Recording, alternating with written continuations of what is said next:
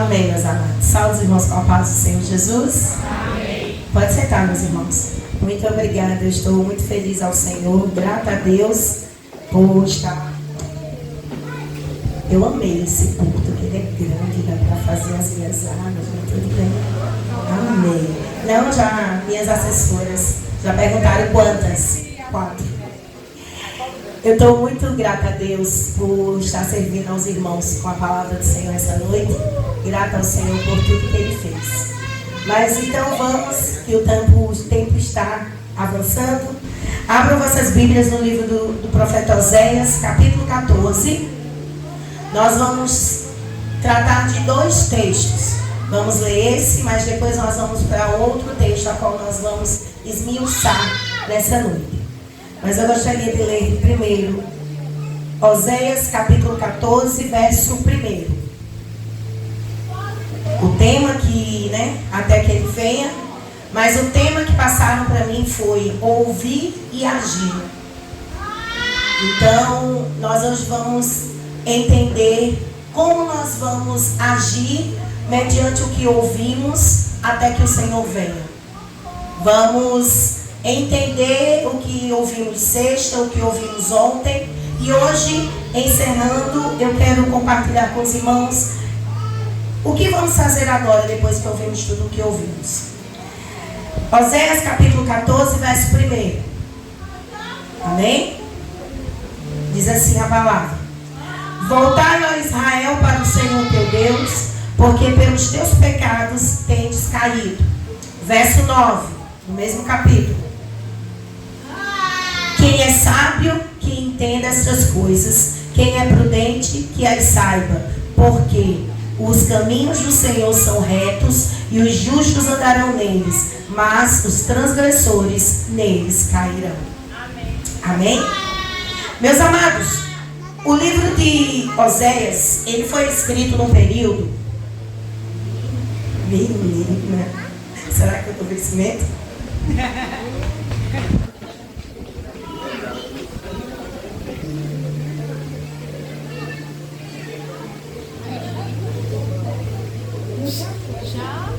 Pega de volta. O livro de Oséias, meus amados, ele foi escrito num período de crise espiritual e moral do Reino do Norte. Israel estava dividido em 2 reinos, Reino do Norte e Reino do Sul. E o Reino do Norte, ele passava por um processo de crise espiritual e moral, típico daquele povo. Foi durante o reinado do rei Jeroboão II. E ele tinha um poder econômico, o reino estava prosperando economicamente. Era um período que o reino estava com riquezas, com dinheiro. Porém, todas essas prosperidades não refletiam na vida espiritual do povo. Por consequência, a injustiça social imperava no reino. As alianças políticas que não eram corretas foram feitas, e o povo afastava-se cada vez mais de Deus.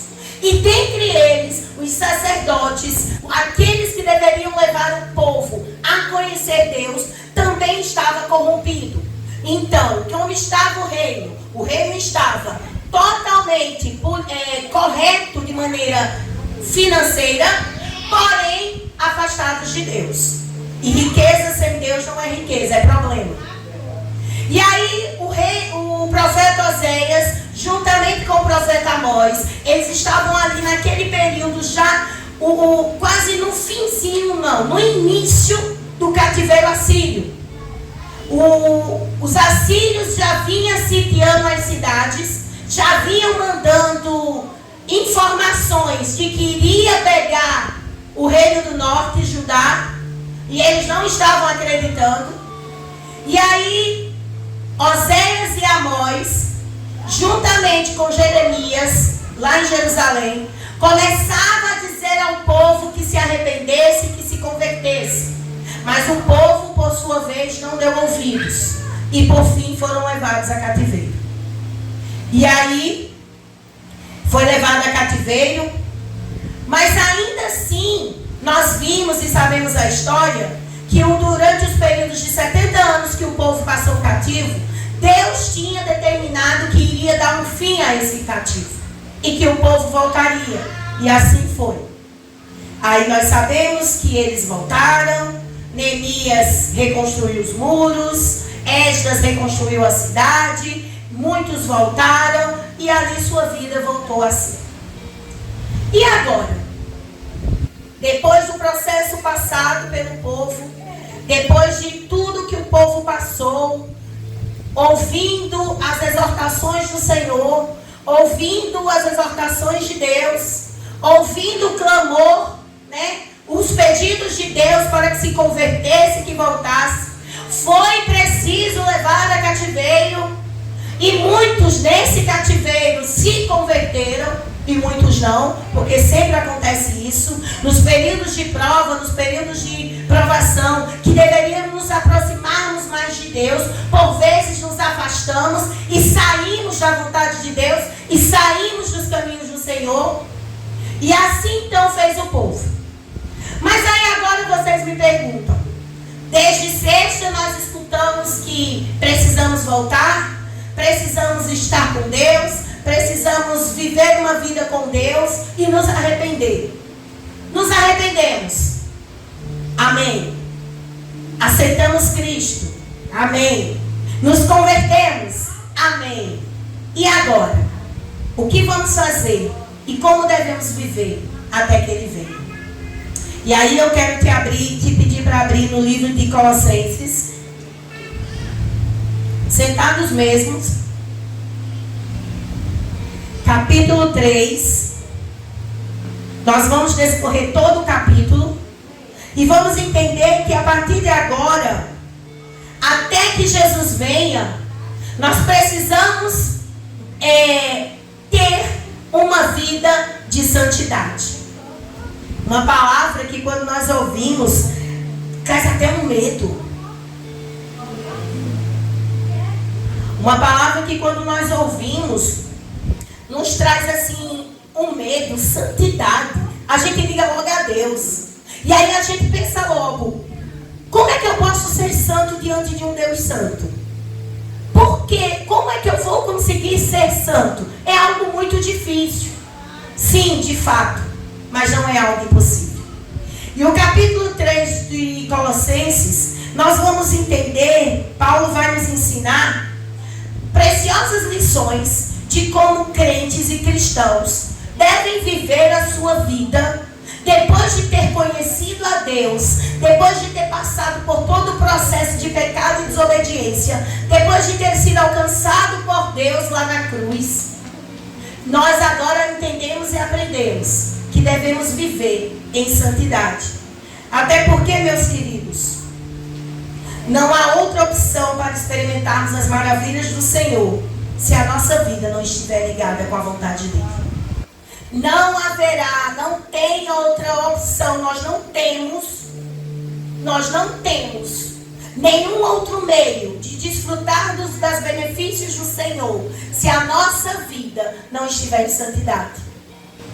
E a decisão para nós vivermos uma vida santa é agora. Tem que ser hoje. Não pode ser amanhã, porque pode ser que você não acorde. Tem que ser agora. O tempo de nós estarmos vivendo em santificação é hoje. E aí, nós vamos ler o capítulo 3, dos versos 1 até o verso 4. Diz assim: portanto, se fostes ressuscitados juntamente com Cristo, buscai as coisas lá do alto, onde Cristo vive assentado à direita de Deus. Pensai nas coisas lá do alto, não nas que são terrenas, porque morrestes e a vossa vida será oculta, juntamente com Cristo em Deus. Quando Cristo, que é a nossa vida, se manifestar, então vós também sereis manifestados com Ele em glória. Para nós caminharmos em uma vida de santidade, a nossa vida vai ter que evidenciar a verdadeira conversão quando desejamos as coisas do céu. A primeira atitude que devemos ter para nós demonstrarmos que estamos andando em santidade é desejar as coisas do céu. O verso 2 vai dizer, olha, pensai nas coisas que são do alto. não aqui da terra. Meus queridos, um crente que busca santidade experimenta a salvação em Jesus. O seu primeiro pensamento do dia e o último tem que ser o céu.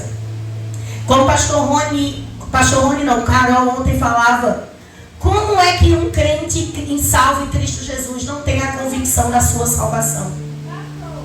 Queridos, nós precisamos pensar nas coisas do céu. Não nos esquecermos daqui, não deixarmos de cuidar das nossas coisas daqui, porque precisamos. Mas a nossa meta é pensar nas coisas do céu.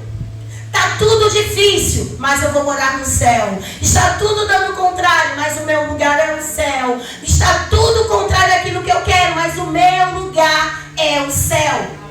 Pensar nas coisas de cima. É isso que nós vamos começar a viver em uma vida de santidade. Depois, no verso 3. Porque nós morremos com Cristo. Quando nós estamos evidenciando uma vida santa diante de Deus, nós pensamos nas coisas do céu porque nós morremos com Ele. E quando nós morremos, só porque nós fomos mortos com Ele e ressuscitamos com Ele, nós podemos ter essa vida. Precisamos entender que quando Cristo morreu naquela cruz, quando Ele estava lá naquela cruz e os dois ladrões ao lado, a cruz do meio era nossa.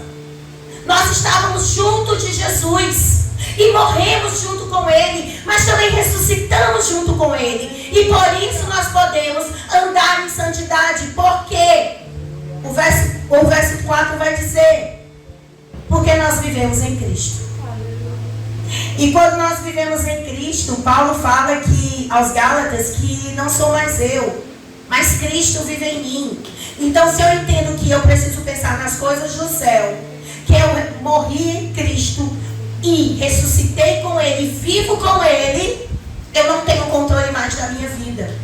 E aí um crente que anda em santidade, um crente que entende que vai morar no céu, precisa entender que nós não vivemos mais para nós. Vivemos para Cristo. Porque, verso 3 ainda, nós estamos escondidos com Cristo. Porque morrestes e a vossa vida está oculta juntamente com Cristo. Tu sabes o que é ser escondido? É Jesus e você por trás dele. É Ele primeiro, você atrás dele.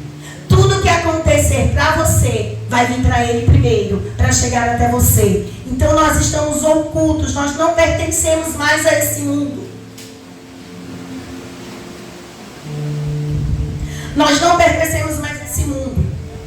As fontes de vida que nos alegram, as fontes de vida que nos alegram não são mais as coisas desse mundo. As riquezas desse lugar, o estar neste lugar, os prazeres dessa terra, não é isso mais que nos alegra. O que nos alegra é pertencer a Cristo e estar escondido nele. Porque, sabe o que significa estar escondido? Ter em Cristo toda a satisfação, toda a segurança, e o que tem aqui nessa vida terrena não alcança o meu coração. Então, uma pessoa que anda em santidade, que entendeu que aquela vida do povo lá no tempo do profeta Oséias, aquela profanação, aquele pecado, aquilo tudo que fazia com que Deus viesse despertar aquele povo a um arrependimento, e que muitos se arrependeram, que desde sexta-feira muitos de nós nos arrependemos do que fazemos. Precisamos entender isso, que estamos escondidos nele. E o verso 4. Quando Cristo é a nossa vida se manifestar, então vós também sereis manifestados com Ele em glória. Cristo agora, meus amados, sabemos que Ele está entre nós, mas Ele está glorificado, assentado à direita de Deus Pai. Mas aí o que nos aquece a alma e o coração é saber que um dia Ele voltará para nos buscar. E quando Ele voltar, nós estaremos com Ele para sempre, glorificados em um corpo perfeito. Não é um corpo corruptível. invisível, mas é um corpo que vai ser transformado por causa do amor do Pai. Então, o primeiro ponto, nós entendemos que uma vida santa, uma vida de santidade, de verdadeira conversão, vai evidenciar os desejos do crente das coisas do céu. Dos versos 5 aos versos 9. Façamos morrer tudo que é contra Deus e faz parte desse mundo. A vida do crente vai ser uma luta diária. Vamos lá, vamos ler. Verso 5. Fazei, pois, morrer a vossa natureza terrena: prostituição, impureza, paixão lasciva, desejo maligno, avareza, que é a idolatria. Por estas coisas é que vem a ira de Deus sobre os filhos da desobediência. Ora, nessas mesmas coisas andastes vós também, noutro tempo, quando viveis nelas. Agora, porém, despojai-vos igualmente de tudo isso: ira, indignação, maldade, maledicência, linguagem obscena do vosso falar. Não mintais uns aos outros, uma vez que vos despistes do velho homem com os seus feitos. Agora entendemos que temos que ter as coisas do alto.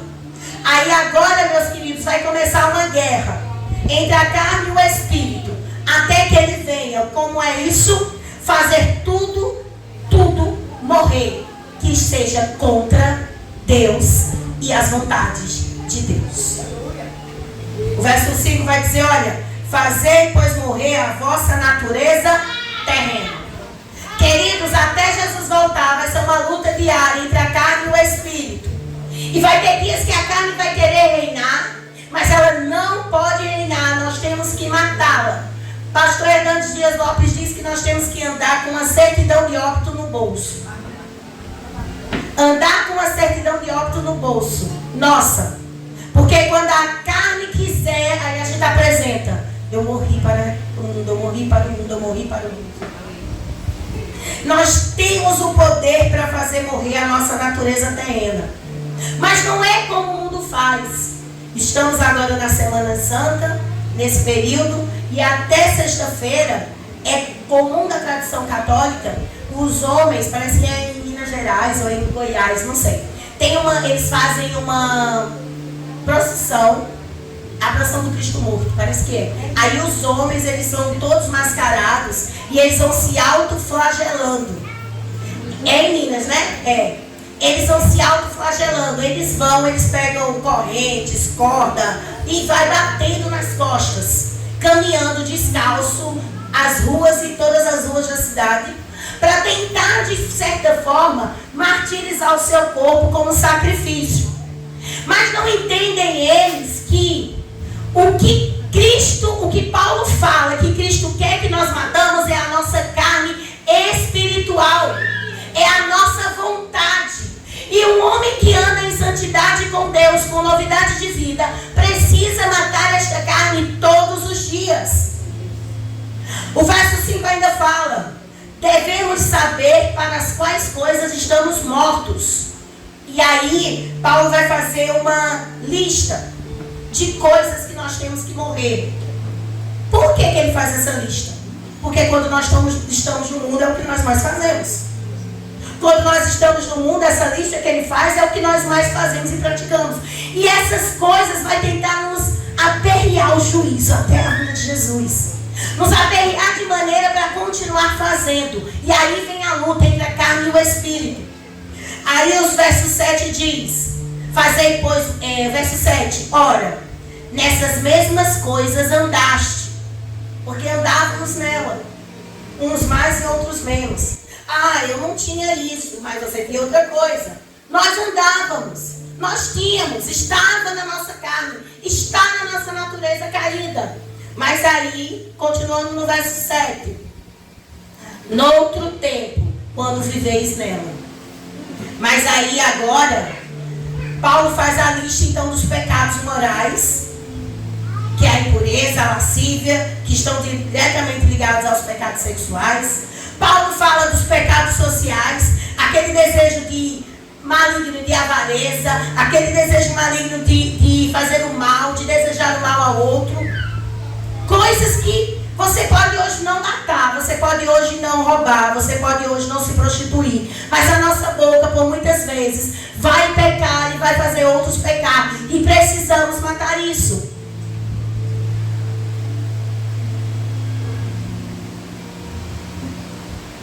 E os versos 8 e 9, ele vai dizer assim, ó. Agora, pois, despojai-vos. Despojai-vos é tirar. Igualmente tudo isso. Aí ele faz a lista. Ira, indignação, maldade, maledicência, linguagem obscena no vosso falar. Não mentais uns aos outros, uma vez que vos despiste do velho homem como seus feitos. Paulo então vai dizendo, olha, ele manda tirar a roupa velha. Ele manda tirar e deixá-la na sepultura. Tira. E ele vai continuar prosseguindo na lista dos pecados. Ira, indignação, maldade. São pecados relacionados ao controle do nosso temperamento. Ou coisa difícil é controlar nosso temperamento. Tem hora que dá vontade de pegar no pescoço assim e jogar na parede. Dá vontade de... Tem umas mães que me tiram do sério. Que eu preciso de domínio próprio, autocontrole, domínio próprio. Porque tem isso. Tem umas que é uma bênção, mas tem umas. E aí é naqueles dias que ele não vem, mas manda o secretário. E é o de secretário de primeira grandeza. Ele não manda qualquer um, não. Para tirar você do controle. Aí dá vontade, aí dá uma indignação, dá uma ira, dá vontade. Mas aí a gente precisa lembrar que precisamos ter o espírito controlado. Não por a gente, minha gente. Porque se eu controlar meu espírito, muitos já têm de encontrar com Jesus. Tinha. Não vou mentir. Sou sanguínea até hoje. Mas o Espírito de Deus que precisa nos controlar. Uma vida de santidade, uma vida de crente convertido, que entendeu a obra da cruz. É uma vida de santidade, é uma vida de autocontrole.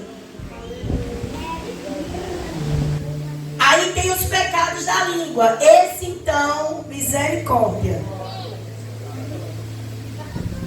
Tem os pecados da língua. Paulo fala. Maledicência, linguagem obscena, mentira, fofoca. Fala da vida dos outros. É fofoca, né? É. Ele fala disso. E quanto mais ele fala, mais a gente faz. E a gente precisa entender que quando nós estamos com um novo homem, o velho homem tem que sair de nós.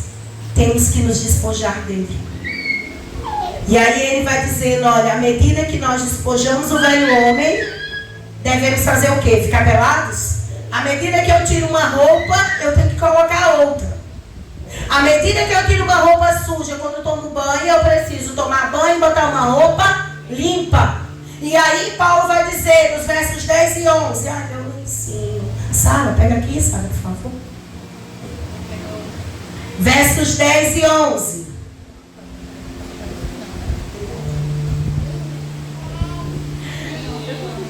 E vós revestistes do novo homem que se refaz para o pleno conhecimento segundo a imagem daquele que o criou, no qual não pode haver grego nem judeu, circuncisão nem circuncisão, bárbaro ou cita, escravo ou livre, porém Cristo é tudo em nós. Paulo então disse, despojou o velho homem, vista-se agora do novo. Revista-se de um novo homem. E ele faz, quando ele fala assim, revista-se, ele está dizendo, literalmente significa isso. Tirar a roupa suja e vestir a roupa nova. Tirar a roupa do velho e vestir a roupa do novo, que foi feita lá na cruz do Calvário em Cristo Jesus. E o que está sendo renovado? Esse homem, ele vai começar a ser um processo de renovação, pelas roupas e pelo seu conhecimento. Porque o homem é renovado no conhecimento, ele tem a fome de saber quem é Deus. E a gente só sabe quem é Deus através da palavra.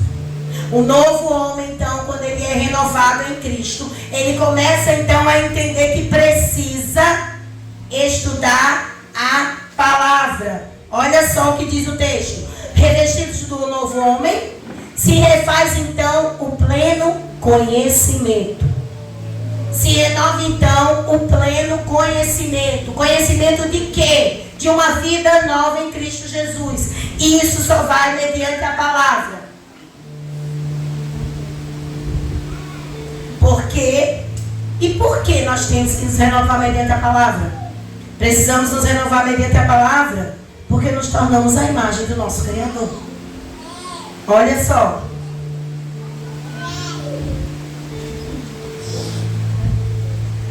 Para o pleno conhecimento, segundo a imagem daquele que o criou. Você tem noção do que é isso? Você e eu parecermos com o nosso Criador, formados à imagem e semelhança dele. A gente olhar para o nosso irmão, estarmos olhando a semelhança de Deus. O irmão olhar para a gente e estar olhando a imagem de Deus. Irmãos, isso é muito sério. E a gente não tem notado e levado isso a sério, a seriedade disso. Nós precisamos então ser o que? Nós estamos o quê? Nos transformando mais perto de Deus. E aí, quando Paulo fala isso, ele está levando em consideração que diz Gênesis 1:27, que Deus criou Adão, criou a sua própria imagem e semelhança. Mas aí, o primeiro Adão, ele é considerado o velho homem, por causa do pecado. E esse velho homem caiu, e nós juntamente com eles. Mas agora, nós agora fomos o quê? Despojados dele. Estamos vivendo uma vida como o segundo Adão, que é Jesus, o homem perfeito, o Adão perfeito, sem pecado. Por causa dele, nós estamos vivendo e estamos nos tornando a imagem e semelhança do nosso Criador. E o nosso Criador, meus queridos, ele não tem pecado. O nosso Criador, ele não tem mancha, ele não tem mácula, ele não tem nada de defeito. E ele ainda assim viu em nós, pobres e miseráveis, homens que somos, pessoas que pudessem se parecer com ele. Aleluia. E aí, o que é mais glorioso, quando Jesus deu o grado de vitória lá na cruz, Pai, está consumado, e morreu, e o véu do templo se rasgou, e a terra tremeu, o sol escureceu, ele passou aquele período morto, mas no domingo pela manhã ele ressuscitou e mandou Maria Madalena, vai lá, avisa que eu estou vivo. Sabe o que é glorioso nisso? Que para essa nossa nova vida não há diferença. Pode vir o rico, o pobre, o preto, o branco, o judeu, o grego, vem aquele que é circuncidado, aquele que não é circuncidado. A todos os povos foram atraídos para viver esta novidade. Enquanto lá em Oséias o povo clamava, o povo fazia, acontecia, era o povo judeu, aquele povo selecionado.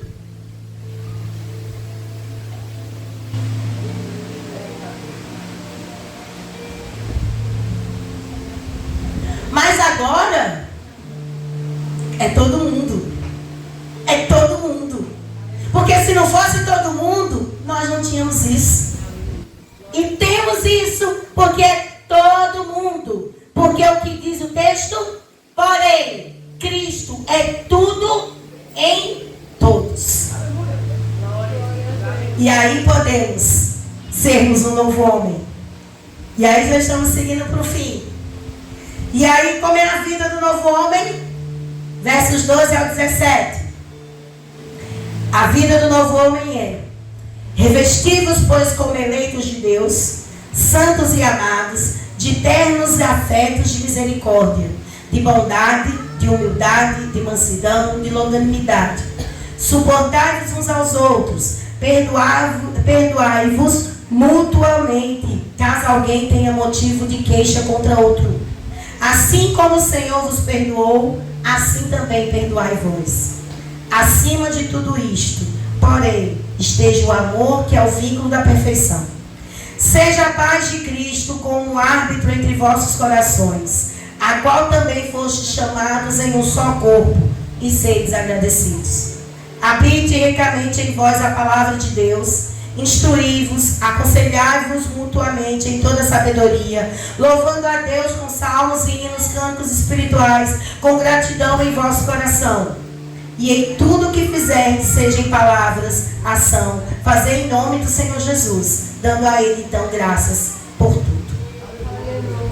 Esse aí, meus amados, é a vida do novo homem. É a vida do novo homem. Como? Portando como povo escolhido de Deus. O novo homem é um homem escolhido. E quando eu me refiro a homem, homem e mulher, tá? Humanidade. Pessoas, isso significa que Deus escolheu o cristão para ser algo. Você foi escolhido a dedo. Quando Deus criou você na barriga da sua mãe, Deus traçou você e disse: olha, eu tenho um plano para você. Você não é batata em meio de feira, você não é qualquer um, não. Você tem um dono, você tem um pai, você foi escolhido para uma grande obra. Deus escolheu a cada um de nós. E então, por mais que a palavra escolhido venha nos amedrontar, mas é um motivo de um orgulho que nós precisamos ter, um conforto. Um orgulho de saber que nós temos um Deus que me ama. E aí esse novo homem precisa se revestir de uma profunda compaixão, bondade, humildade, mansidão e paciência. Olha aí. Lembra daquela lista enorme que Paulo fala do velho homem que temos nos despir? Agora nós temos que ter todas essas características. E para termos todas essas características, meus amados, nós vamos passar por situações na nossa vida que essas características vão ser evidenciadas. Tipo, quando a mãe vem com as conversas que dá vontade de dar, aí a paciência precisa chegar. Gente, eu estou falando das mães porque como professora é meu dia a dia, né? Mas aí você pensa no teu trabalho, no teu marido, nos teus filhos, na tua vizinhança. Quando você morre de ensinar, dizer, abre um caderno de português, tia de geografia, paciência. Tia, é para casa, você tem que terminar de dizer que é a tarefa de sala. Paciência, é isso. É viver com paixão, bondade. E cada uma dessas qualidades mencionadas aqui vai nos dizer que é uma medida significativa na nossa vida cristã. Esses sentimentos que nós precisamos ter em nós, dados por Deus, Ele vai nos dizer que de fato vai ser uma evidência clara da nossa vida de crente, da nossa vida cristã. E a nossa vida cristã, ela é encontrada simplesmente, ela vai ter uma parcela muito grande de como nós tratamos as pessoas e a qualidade dos nossos relacionamentos. Nós temos uma mania muito feia, eu estava dizendo isso a Noemi ontem. Nós temos uma mania muito de valorizar aquele que chega e temos que fazer. Temos uma mania de valorizar aquele que vai, mas a gente esquece aquele que está. Aquele que caminha conosco. A Bíblia fala que nós devemos socorrer e procurar primeiro salvar os domésticos da fé, aqueles da nossa casa. E nós temos um hábito muito feio de desprezarmos aquele que anda conosco todo dia. Não é, tá comigo todo dia, não precisa de nada não. Já sabe como eu sou, me conhece, não precisa de nada, não precisa de um abraço, não precisa de oração não, já está na igreja há tanto tempo. Gente, nós precisamos evidenciar esses sentimentos de bondade, humildade, misericórdia, amor com os irmãos de casa. Porque se nós não evidenciarmos aqui com os irmãos de casa, como será evidenciado com os de fora? E nós, como igreja do Senhor, precisamos entender isso. E aí ele vai dizer, olha, suportem-se uns aos outros e perdoem as queixas que tiverem uns contra os outros. Perdoe como o Senhor lhes perdoou. Ele vai nos dizer que devemos viver perdoando uns aos outros, segundo o padrão de perdão de Jesus. Sabe qual é o padrão de perdão de Jesus? 70 vezes 7 por dia.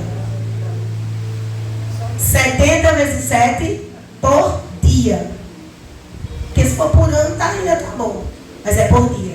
A gente não consegue perdoar nem 2 vezes, imagina 70 vezes 7. Não conseguimos. Porque aquela natureza,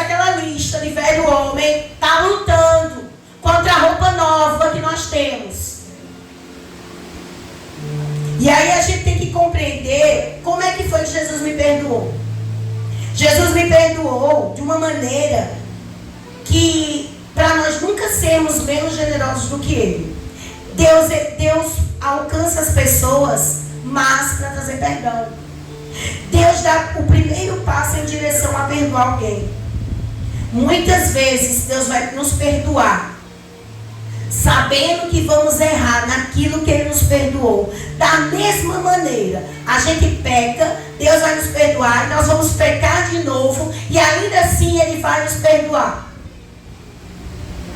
E o perdão de Deus é tão completo e glorioso que Ele consegue conceder até a adoção àqueles que não eram da sua linhagem. Vê? Gregos, judeus, prostitutas, pecadores, assassinos, estrupadores, matadores, ladrões, toda essa galera aí faz parte desse perdão. Por mais que quando a gente veja uma situação, aí a gente voa em cima, rasga todinho, mas não tem perdão. Aí como Deus não vê como nós vemos, graças a Deus, Ele concede perdão. Acima de tudo, aí Ele vai dar um sentimento que tem que ser esse o ápice. Acima de tudo, porém, revistam-se do amor, que é o elo perfeito. Queridos, o amor, ele vai ser o que resume todas as coisas. É por amor. É um amor sem igual. É um amor que Deus requer de nós em nossos relacionamentos e em nossas vidas. E aí, quando nós conseguimos ter isso, Ele vai dizer: e a paz que seja de Cristo seja o juiz em seus corações. Visto que vocês foram chamados para viver em paz como membros de um só corpo. Percebe que somos domésticos da fé? Então, o governo da paz de Deus significa que a paz deve caracterizar a comunidade cristã. A paz precisa caracterizar a nossa vida. Nós vamos ter divergências, nós vamos ter ideias contrárias, nós vamos ter pensamentos contrários e está tudo bem. Mas precisamos viver em paz. Que a minha diferença não seja um problema que eu faça meu irmão pecar. E que a diferença do meu irmão não venha fazer que eu peque. Por quê? Habitando ricamente em vós a palavra de Cristo. Para quando vier os conflitos, o novo crente sabe que para onde procurar a resposta na Bíblia. Que a palavra de Deus, ela vai nos ensinar, ela vai nos aconselhar. Não diz o texto assim? Habite em vós, verso 16. Habite em vós ricamente a palavra de Deus, que instrui, ensina, aconselha mutuamente um ao outro com sabedoria, louvando a Deus com salmos e hinos e cânticos espirituais, com gratidão em vosso coração. Gratidão em nossos corações. E tudo que fizermos, que seja em palavras, em ações, façamos em nome do Senhor Jesus. O novo homem vive sua vida toda para Jesus. A nova mulher vive sua vida toda procurando fazer as coisas que pode fazer em nome de Jesus.